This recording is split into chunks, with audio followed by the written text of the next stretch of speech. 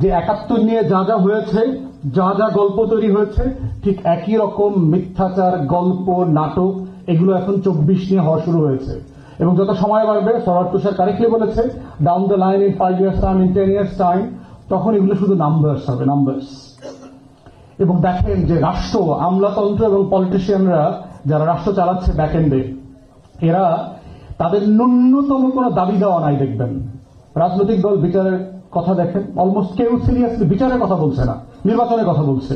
প্রত্যেকটা রাজনৈতিক দল এক্স ওয়াই জেড নাম ধরে ধরে বলেন, যাদের হাজার হাজার নেতাকর্মী শহীদ হয়েছে, তারা দেখবেন কেউ সিরিয়াসলি তাদের নেতাকর্মীদের বিচার করতে যাচ্ছে না, তাদের নেতাকর্মীদের বিচারের তদন্তের জন্য কোনো কমিশন গঠনের দাবি জানাচ্ছে না।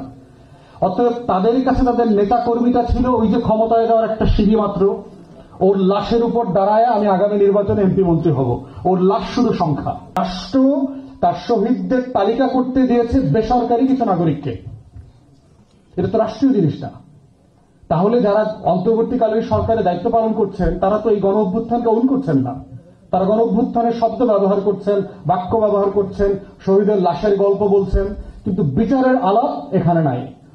আমরা বারবার বলেছি যে এই আওয়ামী ফ্যাসিবাদের সময় এই নমরুদের নেতৃত্বে লার্জলি ৪-৫টা গণহত্যা হয়েছে, বাংলাদেশের ইতিহাসের সবচেয়ে নৃশংসতম গণহত্যাগুলো।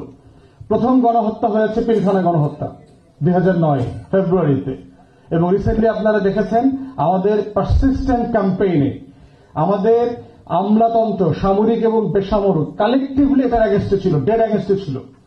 এবং বিভিন্ন জায়গা থেকে আমরা খবর পেয়েছি আমাদের উপরে কি পরিমাণ বিরক্ত সিভিল এবং মিলিটারি ব্যুরোক্রেসি, কারণ তারা এটা বিচার করতে চায় নাই, তারা এই কমিশন করতে চায়নি।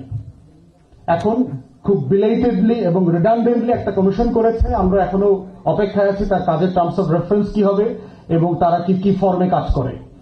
দ্বিতীয়টা গণহত্যা যেটা হয়েছে ২০১৩ সালের হেফাজতের গণহত্যা শাপলা চত্বরে, এখনো কোনো তদন্ত কমিটি হয়নি। শত শত আলেম ওলামায়ে কেরাম, মসজিদের ইমাম, খতিব, ছাত্রদেরকে কিভাবে নৃশংসতম গণহত্যা চালিয়েছে, রাত ১:৩০ ২টার সময় বিদ্যুৎ বন্ধ করে, ইন্টারনেট বন্ধ করে, টেলিভিশন শাটডাউন করে দিয়ে ২ লক্ষের উপরে বুলেট মেরেছে সেদিন। বাংলাদেশের প্রত্যেকটা ফোর্স, পুলিশ, র্যাব, এজেন্সিস যারা ছিল, সশস্ত্র বাহিনী, সবাই মিলে এই গণহত্যা অংশগ্রহণ করেছে। এখন পর্যন্ত আমরা কোনো তদন্ত কমিশন দেখতে পাচ্ছি না। তৃতীয় গণহত্যা হয়েছে বাংলাদেশে মোটা দাগে অপোজিশনের উপরে, বিএনপি, জামাত, ছাত্র শিবির, ছাত্রদল, হেফাজত, যারাই ডিসেন্টিং অপিনিয়ন ক্যারি করেছেন গত ১৬ বছর, তাদের প্রত্যেকের উপরে যে পরিমাণ নির্যাতন, নৃশংসতম নির্যাতন হয়েছে, সেই গণহত্যার এখন পর্যন্ত বড় মোটা দাগে কোনো কমিশন হয় নাই। একটা গুম কমিশন করেছে, খুবই ডিসফাংশনাল একটা কমিশন। তারা বাংলাদেশ রাষ্ট্র বোঝেন না, গোপনে গোপনে কাজ করছে, গোপনে গোপনে এখানে যায় সেখানে যায়, রিপোর্ট দিচ্ছে। খুবই একটা আনপ্রোডাক্টিভ কাজ হয়েছে। তাদের কোনো কারো আমি আন্তরিকতা নিয়ে প্রশ্ন তুলছি না, কিন্তু কাজের professionalism was very highly incompetent. Fourth গণহত্যা হয়েছে ইসলামী জঙ্গিবাদের নামে শত শত যুবককে ওয়ার অ্যান্ড টেরর ডিসকোর্সের সময় নাই করে দিয়েছে বাংলাদেশ রাষ্ট্র। এবং দেখেন আমার দেশ ফেনোমেনাল ইনভেস্টিগেশন করছে। মিরপুরের জাহাজ বিল্ডিং এ যে ১৩ জনকে নিয়ে হত্যা করলো, তারপরে হলিউড ডিজাইনে যাদেরকে হত্যা করছে, ওখানে মারা গেছে, তার ভিতরে ৪-৫ জনের কথা আসছে। এদেরকে আগেই গুম করা হয়েছিল, আগেই গুম করে ডিবি অফিসে ছিল তারা। বহু ঘটনা এরকম আমরা ইন্টারনালি জানতাম, এই ধরনের ঘটনা তারা ঘটেছে। পার্সোনালি আমাদের কাছে এসছে যারা এই জঙ্গিবাদের তকমা নিয়ে গ্রেফতার হয়েছেন, গুম ছিলেন, এমন ডজন ডজন ছেলেদের সাথে আমরা বসে কথা বলেছি। কিভাবে ডিমোনাইজ করেছে তার ধর্ম, তার প্র্যাকটিস, তার আচার আচরণ, তার পোশাক, তার দাড়ি টুপি। এই দেশের শত শত বছরের লড়াইয়ের সাথে এই ইসলামিক পোশাক, ইসলামিক আইডিয়াস, দাড়ি টুপি জড়িত আছে। If you are not a practicing Muslim, it's fine, absolutely, that's your freedom. কিন্তু যে করে, that's his business. কারো রাইট তো নাই তাকে ডিমোনাইজ করা, বাংলাদেশের মেজরিটি মানুষের ধর্ম বিশ্বাসকে নিয়ে খেলাধুলা করা, এটা করেছে। ফিফথ মোটা দাগে বড় গণহত্যা যেটা হয়েছে সেটা হচ্ছে আপনার জুলাই এবং আগস্টের গণহত্যা। তাহলে দেখেন এই রাষ্ট্র কোন গণহত্যার বিচার করবার ব্যাপারে তার খুব সিরিয়াস মুড নাই। প্রি জুলাইতেও ছিল না, পোস্ট জুলাই আগস্টেও আমরা দেখতে পাচ্ছি না। এবং আমি প্রথম দিন থেকে প্রত্যেকটা গণতদন্ত কমিশনের ফরম্যাট বলেছি যে আমেরিকার কংগ্রেশনাল হিয়ারিং এর মডেলে, সেনেট হিয়ারিং এর মডেলে এটা পাবলিক হিয়ারিং করেন। কারণ মানুষের কষ্টটাকে ভেন্টিলেট করতে দিতে হবে। যদি কষ্ট ভেন্টিলেট করতে না দেন, এইটার কনসিকুয়েন্স আছে এই সমাজকে একটা ন্যাশনাল ট্রমার মধ্য দিয়ে, একটা ফেরাউনি শাসন ব্যবস্থা, একটা হিটলারি শাসন ব্যবস্থা সমাজে কিছু ক্ষত তৈরি করে, ন্যাশনাল ট্রমা তৈরি করে। এই ট্রমার একটা বড় মোটা দাগের আইডিয়া হচ্ছে যে সে তার অতীতের সাথে, তার পরিচয়ের সাথে, তার ধর্মের সাথে, বিশ্বাসের সাথে, তার মনুষ্যত্বের সাথে, তার আইডেন্টিটির সাথে সে রিকনসাইল করতে পারে না। তো সেটা কিভাবে করবেন আপনি? তো সেই রিকনসিলিয়েশনের জায়গার জন্য, এই ন্যাশনাল ট্রমাকে অ্যাড্রেস করবার জন্য এই গণতদন্ত কমিশনটা দরকার।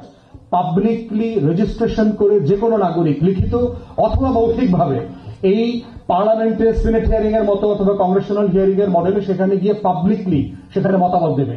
সেই মতামতের প্যানেলে বিচারপতি থাকবেন, তারপরে আইনজীবী থাকবেন, মানবাধিকার কর্মী থাকবেন, ফরেন্সিক এভিডেন্স বোঝেন সেরকম লোক থাকবে।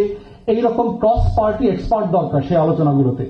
এই ভেন্টিলেশন যদি করতে না যায়, তাহলে যে ন্যাশনাল দায় আছে, এবং এগুলো হয়েছে সারা পৃথিবীতে, আফ্রিকাতে হয়েছে, সাউথ আমেরিকাতে হয়েছে, 2-3 বছর ধরে এই কষ্টের গল্প গিয়ে মানুষ বলেছে তাকে কিভাবে নির্যাতন করা হয়েছে, কিভাবে গুম করা হয়েছে, খুন করা হয়েছে, টাকা লুটপাট করে নেওয়া হয়েছে। সাতক্ষীরাতে শুধু এই যে অঞ্চল আপনার চুয়াডাঙ্গা, তারপরে ঝিনাইদহ, যশোর, 1000-এর উপরে বিরোধী দলের ছেলেদেরকে, বিশেষ করে ছাত্র শিবির এবং ছাত্র দলের ছেলেদেরকে আপনার নিট্যাপিং করেছে আইন শৃঙ্খলা বাহিনী। নিট্যাপিং কি জিনিস?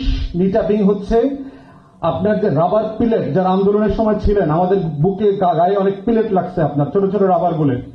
এইটার যে বক্সটা, যেটা যখন বের হয়, একটাতে 400 বুলেট থাকে।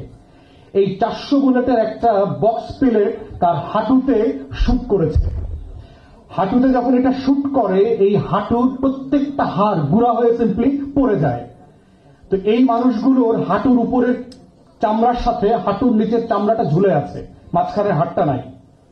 শত শত সারা বাংলাদেশে, পাহাড় হাজার হাজার নিট্যাপিং করেছে।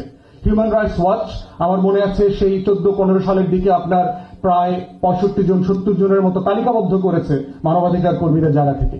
আপনি তাদের গল্প শুনবেন না? এবং পুলিশের ফিক্স ডক্টর ছিল, নিট্যাপিং করে এই ছেলেটাকে থানায় নিয়ে একেবারে চেয়ারের উপরে, টেবিলের উপরে বসায় পাটা কেটে দিয়ে আসতো। ফিক্স ডক্টর ছিল এই আওয়ামী রেজিমের সময়। ওই ডক্টরকে ধৈরা এনে তদন্ত কমিশনে জিজ্ঞেস করতে হবে না তোর কোন বাপ তোর বেতনের টাকা দেয়, কোন বাপের অর্ডারে তুই ওর পাও কাটলি?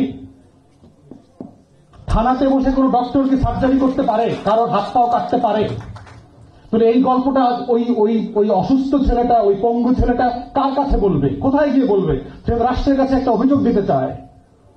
এবার রাষ্ট্রকে তার কাছে যাইতে হবে তার গল্প শুনবার জন্য, অথবা তাকে ক্যারি ফরওয়ার্ড করে আনতে হবে রাজধানীতে তার গল্পটা বলবার জন্য। এই জন্যই গণতদন্ত কমিশন দরকার। এই গণতদন্ত কমিশন করলে আপনি বুঝবেন যে ফ্যাসিবাদ কতটা গভীরে ছিল। এবং সারা দুনিয়াতে যে আমরা বলছি যে হিটলারের পতনের পরে কিন্তু আপনার ডিনাৎসিফিকেশন, রিকনসিলিয়েশন হয়েছে। তারা সাইকিয়াট্রিস্ট এনে কিভাবে এই নাৎসিফিকেশন থেকে, এই মেন্টাল, এটা তো একটা অসুস্থতা, নাৎসিস্টদেরকে সাইকিয়াট্রিস্টরা বলেছে এটা একটা ডিজিজ। বাংলাদেশে যারা আওয়ামী লীগ করে, জাতীয় পার্টি 14 দলের এই ফ্যাসিবাদী কার্টেল ছিল, তারা সিম্পলি হিব্রিস সিন্ড্রোমে সাইকোপ্যাথ, বাঞ্চ অফ সাইকোপ্যাথ। ওদেরকে তো চিকিৎসা করতে হবে। কোন সুস্থ মানুষ ফেরাউনের দরগায় গিয়ে, মন্দিরে গিয়ে পূজা দিতে পারে না।